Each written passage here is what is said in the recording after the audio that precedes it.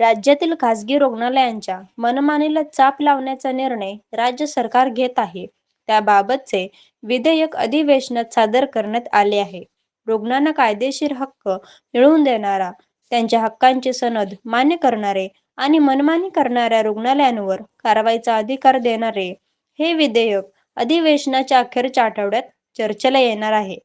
या विधेयकात आपत्कालीन परिस्थितीत दाखल होणाऱ्या रुग्णांना पैशाची मागणी न करता त्यांच्यावर प्राथमिक उपचार करणे, तसेच चाचण्या आणि उपचारांचे दरपत्रक जाहीर करणे रुग्णालयांना बंधनकारक राहणार आहे. या नुकसान भरपाईपासून वंचित राहणाऱ्या 1537 शेतकऱ्यांच्या खात्यावर 12,56,00,000 रुपये जमा झाले. तफावत दूर केल्याने व शेतकऱ्यांची फसवणूक कशी होते उघड केल्याने या ठिकाणी या प्रयत्नाला आपल्या यश आलं.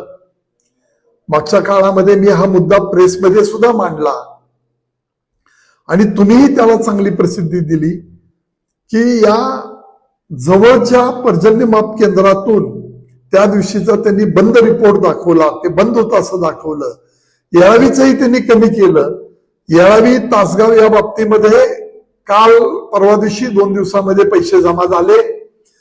विसापूर सर्कलच्या बाबतीमध्ये सगळ्या तफावती, त्याच्यामधल्या शेतकऱ्यांना फसवण्याच्या दृष्टिकोनातून केलेल्या सगळ्या आयडिया ह्या ओपन केल्या आणि मग दत्ता मामा भरणे यांच्याकडे आम्ही गेलो. त्याच्यानंतर मुख्यमंत्र्यांनाही भेटलो.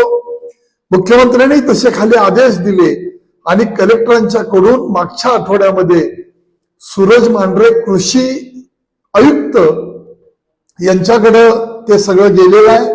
विसापूर सर्कल मधली सुद्धा मोठी भरपाई शेतकऱ्यांची तीही मिळणार आहे. आणि हा शेतकऱ्यांना कसं फसवलं जातं या बाबतीमध्ये सगळ्या प्रकारे आम्ही माहिती घेऊन या सगळ्या गोष्टी उघड्या केल्या, दबाव ठेवला आणि या सगळ्या गोष्टीला आपल्याला निश्चितपणाने यश आलं.